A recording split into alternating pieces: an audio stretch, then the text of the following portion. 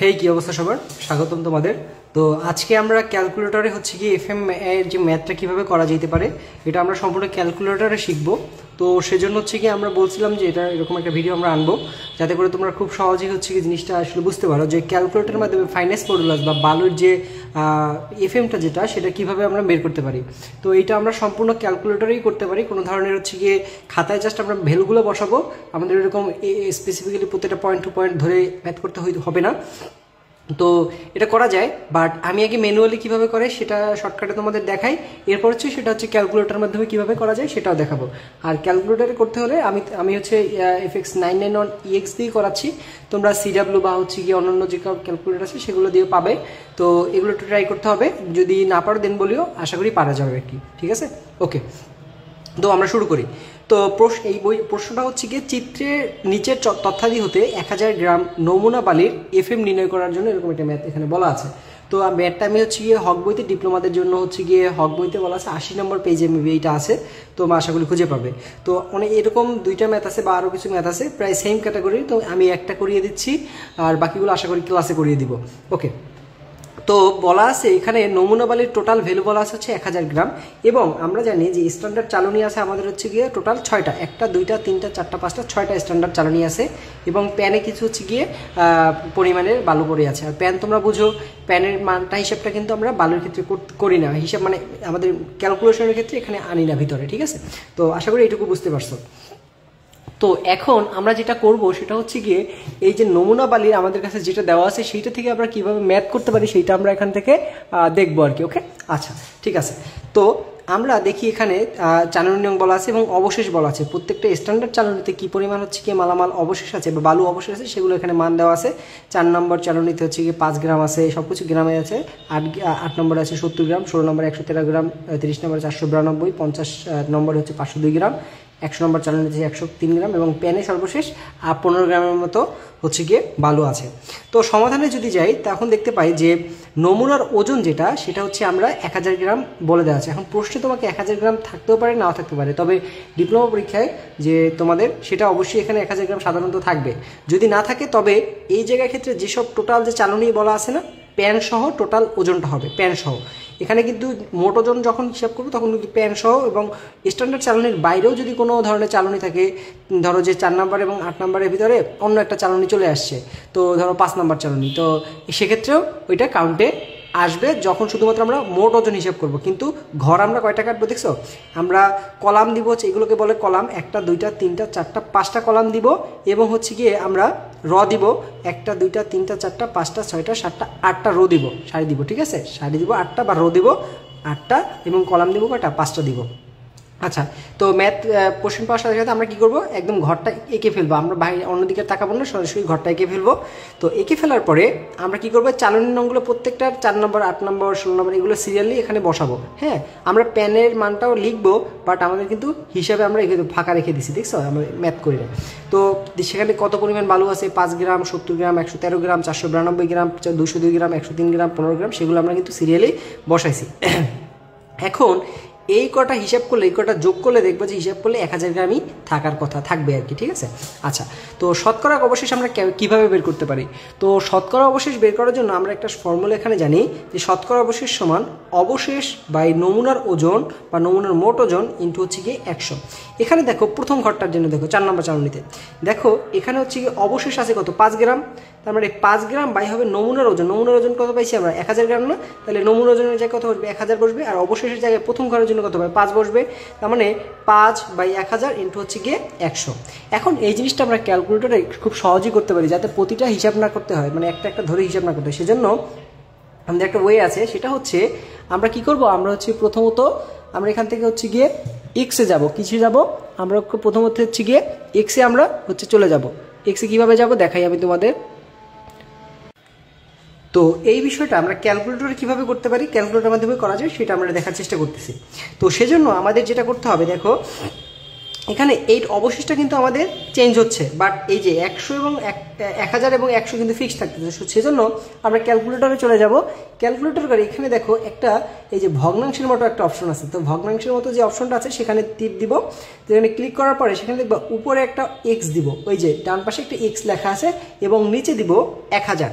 এই যে 1000টা দিব নিচে, আর সাথে গুণ দিব হচ্ছে কি 100, ঠিক আছে, 100 দিব, ঠিক আছে। যেহেতু আমরা শতকরা অবশেষ করতেছি সেজন্য পার্সেন্টেজে নিচ্ছি আমরা, ঠিক আছে। আচ্ছা, তাহলে এখন এই জায়গার ক্ষেত্রে আমাদের এখন এক্স এর ভ্যালুটা প্রত্যেকটার ক্ষেত্রে আমাদের কি করতে হবে, বসাইতে হবে, চেঞ্জ করতে হবে। সেজন্য আমরা ক্যালকুলেটিভ দেবো। এখানে দেখো ক্যালকুলেট একটা লিমিট ভ্যালু একটা শো করতে হচ্ছে।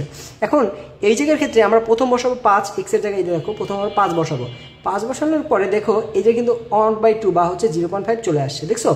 এখন সেমভাবে আমরা যদি ক্যালকুলেটিভ দিই তাহলে দেখো এখানে যদি 5-এর পরিবর্তে এখন আমরা 70 বসাই, এখানে 7 পড়ে আছে। তার মানে দেখো প্রত্যেকটার ক্ষেত্রে এরকম যদি আমরা প্রত্যেকটা বসাই, দিবেন ধরো 113 বসালাম, এই যে দেখো 11.3 চলে আসছে। আবার ক্যালকুলেটিভ দিব, আবার 492 বসাবো, ঠিক আছে। 492 বসাইলে এই যে দেখো এখানে কিন্তু 49.2 চলে আসছে। আবার ক্যালকুলেটিভ দিয়ে 202 দিব, এখানে দেখো 20.2 পড়ে আছে। আবার 103 বসাবো, 103 বসালে কত পড়ে আসবে, এই যে দেখো 10.3 চলে আসছে। এখন আর পেনেরটা তো আমাদের দরকার নেই, আছে দরকার নেই। তার মানে দেখো আমরা কিন্তু সরাসরি প্রত্যেকটা মান ভ্যালু না বসে ক্যালকুলেট হিসাব না করে আমরা এক্স এর মাধ্যমে ক্যালকের মাধ্যমে আমরা এইটুকু আমরা করতে পারি, ঠিক আছে। আচ্ছা, এটা কিন্তু বিষয়টা না, আমি কিন্তু একদম ফুল ম্যাথটাই হচ্ছে কি ক্যালকুলেটর করাবো। এটা জাস্ট মানে আমরা ফর্মাল ওয়েতে হচ্ছে কি স্বাভাবিকভাবে যেভাবে করি সেইভাবে দেখাচ্ছি তোমাদের। আচ্ছা, তো এই ভ্যালুগুলো আমরা কিন্তু অলরেডি পেয়ে গেছি। এখন শতকরা পুঞ্জীভূত অবশেষটা আমরা কিভাবে পাইতে পারি? তো শতকরা পুঞ্জীভূত অবশেষের একটা ফর্মুলা আছে, যে শতকরা অবশেষ যোগ কোণাকুণি অবশেষ। এখন প্রথমটার ক্ষেত্রে দেখো, প্রথমটার ক্ষেত্রে এই জায়গার যে ভ্যালুটা থাকবে সেটা এখানে অবশ্যই ফিক্স থাকবে, এটা কোনো চেঞ্জ হবে না। এই মনে রাখবে, এটা শতকরা পুঞ্জীভূত অবশেষের ক্ষেত্রে 0.5 এখানে যেটা থাকবে সেটাই এখানে বসবে, কারণ এইটার পূর্বে কোনো ভ্যালু নেই। এখন দেখো পরেরটা দেখলে বুঝতে পারবা, দেখো গুণ হবে কি যোগ হবে কি, এইটার সাথে এটা যোগ হবে, আবার এইটার সাথে এটা যোগ হবে। মানে শতকরা অবশেষ যেটা থাকবে, শতকরা অবশেষ তার সাথে কোণাকুণি যোগ হবে। মানে শতকরা পুঞ্জীভূত অবশেষ বা অবশেষ যেটাই থাকুক সেটার সাথে কি হবে, কোণাকুণি যোগ হবে। এটার সাথে এইটা যোগ হবে, এটার সাথে এইটা যোগ হবে, এটার সাথে এইটা যোগ হবে, এটার সাথে এইটা যোগ হবে, এটার সাথে এটা যোগ হবে।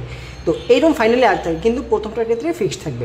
তো দেখো সেজন্য প্রথম কিন্তু 5 চলে আসছে, তো 5-এর সাথে যোগ হবে কি 7, তাহলে 7 যোগ 0.5, তাই না। 7 যোগ কি হবে 0.5, তো 7 যোগ 0.5 হলে কত আসে, এখানে আসে 7.5 পড়ে গেছে। তার মানে 7.5 আছে।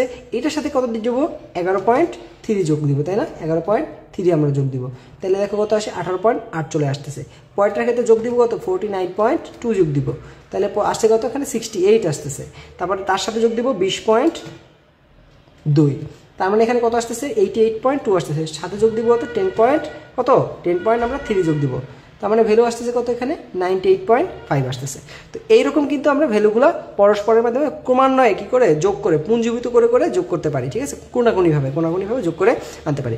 এখন এই সকল ভ্যালুগুলো যদি যোগ করি তাহলে প্রায় 281.5 থাকে। যেমন ধরো যে 0.5 যোগ হচ্ছে গিয়ে 7.5 যোগ হচ্ছে গিয়ে 18.5 যোগ হচ্ছে গিয়ে 68 যোগ হচ্ছে গিয়ে 88.2 যোগ হচ্ছে গিয়ে 98.5, হ্যাঁ এরকম ভ্যালু যোগ করতেছি। তো এখানে 281.5 281.5 চলে আসছে। তো এফএমটা পাবো কিভাবে? তো এই জায়গায় যে মোট ভ্যালুটা পাবো সেটার সাথে যদি আমরা 100 ভাগ দিই তাহলে আমরা এফএমটা পেয়ে যাবো সরাসরি, বোঝা গেছে। তো এফএমটা যদি 100 ভাগ দিই তাহলে কি হয়ে যাবে, ভাগ 100। দেখো 100 ভাগ দিলে সরাসরি 2.815টা পেয়ে গেছি। তো এইটারে যদি আমরা একটু রাউন্ড ফিগারে করতে চাই সেক্ষেত্রে সেটা 2.82 চলে আসে। তো এইটাই হচ্ছে গিয়ে আমরা ম্যানুয়াল পদ্ধতিতে যেভাবে আমরা ম্যাথটা করে থাকি। তো এখন আমরা জানবো এই ম্যাথটা কিভাবে হচ্ছে গিয়ে আমরা ক্যালকুলেটরে সম্পূর্ণ ক্যালকুলেটরের মাধ্যমে আমরা করতে পারি। হ্যাঁ, এখন এইটা করার জন্য ক্যালকুলেটরের একটা অপশন আছে, সেটা হচ্ছে কি আমরা যেভাবে কম্পিউটার এক্সেলের মাধ্যমে কাজ করে থাকি, ক্যালকুলেটরে সেরকম একটা অপশন আছে, সেটাকে আমরা বলি স্প্রেডশিট, সেটাকে বলি আমরা স্প্রেডশিট। ওকে, স্প্রেডশিটটা আমরা পাইতে পারি। তো স্প্রেডশিটে আমরা পাবো হচ্ছে এই উপরে আমাদের মেনু যে অপশনটা থাকবে সেখানে যাব, সেখানে গিয়ে এখানে যে স্প্রেডশিট 8 নাম্বার যে অপশনটা আছে সেখানে স্প্রেডশিটে যাব।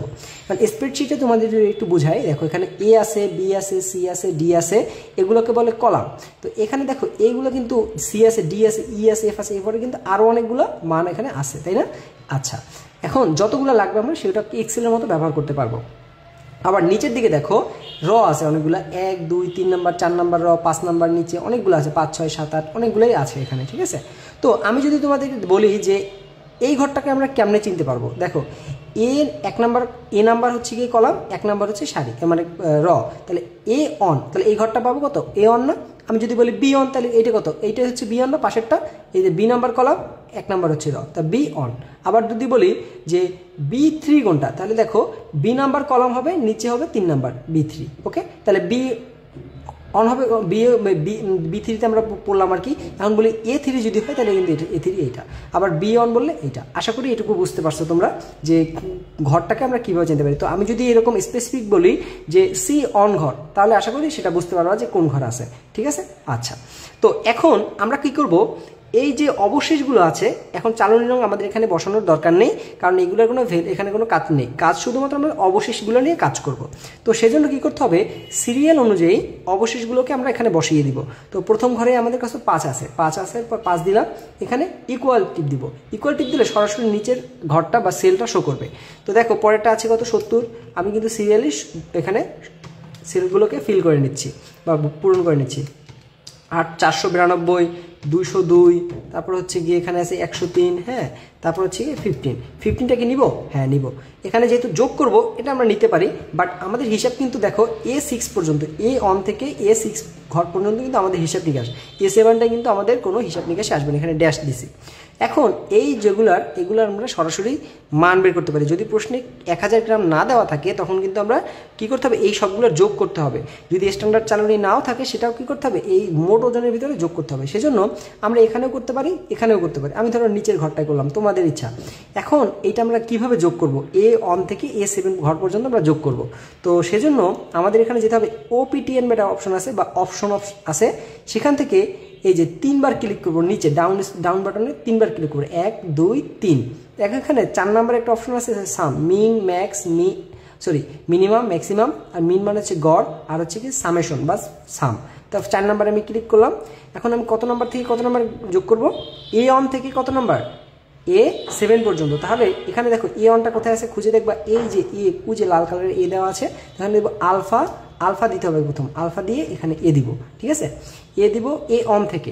এখন যখন আমরা এইভাবে করি তাহলে এটা বোঝায় A অন থেকে A7 পর্যন্ত। সেজন্য এই যে দেখো ইস টু অপশন আসবে, অনুপাত অপশন আছে, এখানে আলফা ক্লিক করে অনুপাতে দিব, তারপরে দিব A7 পর্যন্ত, তাই না। এ দ্বারা বোঝায় সামেশন অফ A অন থেকে A7 পর্যন্ত আমরা যোগ করতেছি, ঠিক আছে। তো সমান চিহ্ন দিলে এই যে দেখো এখানে কিন্তু এই যে 0 নম্বরে আমাদের কিন্তু 1000 টোটাল শো করতেছে, 1000 গ্রাম, বুঝতে পারছো। তো এটা কিন্তু শুধুমাত্র FM এর ক্ষেত্রে না, অন্যান্য ম্যাথের ক্ষেত্রে এটা আমরা এইভাবে ব্যবহার করতে পারি। তাহলে 1000টা পেলাম আমরা। তো এটা কত নম্বর আছে, A9-এ আছে, মনে রাখতে হবে A9-এ 1000 ভ্যালুটা আমরা রেখে দিছি। আচ্ছা, তো এখন বি ঘরে আসি। তো বি ঘরে আমরা কি আছে, শতকরা অবশেষ, তাই না। তো শতকরা অবশেষটা আমরা কিভাবে পেয়েছিলাম, অবশেষ ভাই 1000 ইন্টু হতে কত 100 দ্বারা। তো সেজন্য অপশনে যেতে হবে, অপশনে গিয়ে যেতে হবে ফিল ফর্মুলায়, কারণ একটা ফর্মুলা বসাবো, আমরা এক্সেলে যেরকম ফর্মুলা বসাই এখানে ফর্মুলা বসাবো। তো এখানে ফিল ফর্মুলা, এখানে আমরা কি করতে হবে, এখানে একটা এই যে ব্র্যাকেট শুরু করতে হবে, ব্র্যাকেট দিয়ে অবশ্যই কিন্তু ব্র্যাকেট দিতে হবে। ব্র্যাকেট শুরু করবে, দেখো কিভাবে, অবশেষ কোথায় আছে, এখানে অবশেষ এইটা কি ছিল, কি ঘর ছিল মনে আছে, A অন ছিল না, A অন ভাগ কত হবে 1000 ইন্টু হচ্ছে কত 100, তাহলে সেটাই বসাবো। A অন আলফা A1 ভাগ হচ্ছে গিয়ে 1000 সাথে গুণ করতে হবে কত 100 দ্বারা গুণ করতে হবে, ঠিক আছে। এখন দেখো এটা কিন্তু আমরা কোন পর্যন্ত করব, বি অন থেকে B6 পর্যন্ত করব না সিরিয়ালি। তো সেজন্য রেঞ্জে ক্লিক করতে হবে, রেঞ্জে গিয়ে বি অন থেকে শুরু করব, B6 পর্যন্ত শেষ করব, B6, ঠিক আছে। তাহলে দেখো এখন যদি ক্লিক করি, এই যে দেখো সবগুলো ডাটা কিন্তু এখানে শো করতেছে, যেমন 0.5 আসছে প্রথম, তারপরে আছে 7, তারপর আছে 11.1, তারপর হচ্ছে 49.2, তারপর হচ্ছে গিয়ে 20.2, তারপর হচ্ছে 10.3। দেখছো সবগুলো ডাটা কিন্তু সুন্দর মতো আমাদের কাছে চলে আসছে। তো এখন এই ডাটাগুলো আমরা আশা করি কীভাবে হয় বুঝতে পারছি, এই যে ফর্মুলাটা দেওয়া আছে তোমরা এখান থেকে দেখে নিতে পারো, ঠিক আছে। আচ্ছা, তো পরেরটার ক্ষেত্রে সি এর ভ্যালুর ক্ষেত্রে আমরা কী পাবি, সি এ আছে কি আমাদের শতকরা পুঞ্জীভূত অবশেষ। আমি তোমাদেরকে আগেই বলছি যে যেটা এইখানে বলা থাকবে প্রথম ঘরটার জন্য শতকরা পুঞ্জীভূত অবশেষে সেমই থাকবে, তার মানে এই ঘরটার ক্ষেত্রে 0.5 আগেরটা যেটা আছে ওইটাই বসবে, তাই না। আচ্ছা, তো পরের ঘরে কি হবে, পরের ঘর হবে এই ঘর যোগ এই ঘর না। তো এই ঘরটা মূলত কত, এই ঘরটা মূলত সি অন না, আমরা এই যে সি অনটা পেয়েছি না, তো সি অন প্লাস কি হবে B2 না, সি অন প্লাস হচ্ছে B2, এটা সি অন এটা হচ্ছে B2। তাহলে ফর্মুলা বসাতে হবে, তাহলে অপশনে যেতে হবে, অপশনে গিয়ে ফিল ফর্মুলা গিয়ে হতে হবে এই যে, তাহলে সি অন প্লাস B2, তাহলে আলফা C1 তাহলে প্লাস কি হবে B2 না, আলফা B2 হবে, তাই তো? এই যে C1 প্লাস কি হবে B2 হবে। এখন এটা রেঞ্জ কোথা থেকে দিব, এ বি, এই যে C1 কি দরকার আছে, C1 কিন্তু দরকার না, এটা কিন্তু আলাদাভাবে ফিক্স। তার মানে C2 থেকে C6 পর্যন্ত আমরা লিমিট দিব বা রেঞ্জ দিব, তাই না? তাহলে C2 আমাদের কাছে অটোমেটিক শো করতেছে, আর এই জায়গায় 2 এর পরিবর্তে দিব তো C6 দিব, তাই না? আচ্ছা, তাহলে C1 প্লাস হচ্ছে B2 আর রেঞ্জ দিলাম C2 থেকে C6। তাহলে দেখো অটোমেটিক কিন্তু এখানে চলে আসছে 0.5 আসতেছে, এখানে দেখো 7.5 আসতেছে, তারপর হচ্ছে কি 18.8 আসতেছে, তারপর হচ্ছে 68 আসতেছে, তারপরে 68.2, তারপর হচ্ছে 98.5। দেখছো অটোমেটিক কিন্তু শো করতেছে। এখন আমরা সেম ফর্মুলা তোমাদের কি করতে হবে, এই সবগুলো যোগ করতে হবে না, এখন কি আমাদের ম্যানুয়ালি করার দরকার আছে? আমরা কিন্তু ফর্মেশনের মাধ্যমেই বা হচ্ছে কি সূত্রের মাধ্যমে করতে পারি। তো কিসে যাব, অপশন টিপ দিয়েছি, তো সেখান থেকে 3বার ক্লিক করবো, 3বার ক্লিক করলে আমরা এখানে সাম পাবো। সামে গিয়ে ফোন 4 নম্বরে সাম আছে, সাম দিব। তাহলে কত নম্বর থেকে দিব, C1 থেকে C6 পর্যন্ত যোগ করবো, তাই না? তাহলে আলফা C1 ইস টু হবে না পর্যন্ত, তাহলে C1 থেকে কত পর্যন্ত, C6 পর্যন্ত, তাই না? এই যে C1 থেকে C6 পর্যন্ত আমরা কি করব, যোগ করে দিব, সাম করব। তাহলে সাম করি আমরা, দেখো এই যে 281.5 কিন্তু আমাদের কি আসছে, চলে আসছে। এখন আমরা যেহেতু এটা কিন্তু অলরেডি জানি, এটাদের 100 দ্বারা ভাগ করলে কিন্তু এফএমটা চলে আসবে, তাই না? এখন আমরা কি, আমরা তো ম্যানুয়াল পদ্ধতি করতে পারি, যেহেতু আমরা ক্যালকুলেটরে করতেছি, আমরা ক্যালকুলেটরের অ্যান্সারটা বের করি, তাই না? তো এই যে দেখো এইটা কত নম্বর ঘরে আছে, এখানে C8 নাম্বার ঘরে আসছে, মনে রাখবা C8 নাম্বার ঘরে আছে। তো এটা কিন্তু যে কোনো জায়গায় করা যায়, বের করা যায়। তো এই ঘরেই ধরো বের করতেছি, তাহলে কি হবে, অপশন ফিল ফর্মুলা, এটা কিন্তু করার দরকার নেই, আমি জাস্ট করতেছি আর কি। তাহলে C8 ছিল, তাই না? C8 ভাগ কত দিব, 100 দ্বারা ভাগ করে দিব। আর এটা পাবো কোথায়, D1 কোথায় পাবো, D1 বা D1 ঘরে পেয়ে যাবো আর কি। দেখো তাহলে ফর্মুলাটায় অ্যান্সার কোথায় শো করতেছে, ওই যে 2.815 শো করতেছে। তো আশা করি এইটাই হচ্ছে এখানে বের করার পদ্ধতি। তোমরা এখানে এগুলো খুব ভালো করে একটু খেয়াল করবা, শুধুমাত্র এফএম এর জন্য না, অন্য আরও অনেক জায়গায় এই ফর্মুলা ব্যবহার করে আমরা ম্যাথ সলভ করতে পারি। ঠিক আছে, তো আশা করি এইটুকু বুঝতে পারছো। যদি না বুঝে থাকো আমাদের ক্লাসে জানাবা, আমরা তোমাদের সেখানে আবার বুঝিয়ে দেওয়ার চেষ্টা করব। তো ধন্যবাদ সকলকে, ভালো থাকো, সুস্থ থাকো, সকলের জন্য শুভকামনা। ধন্যবাদ সকলকে।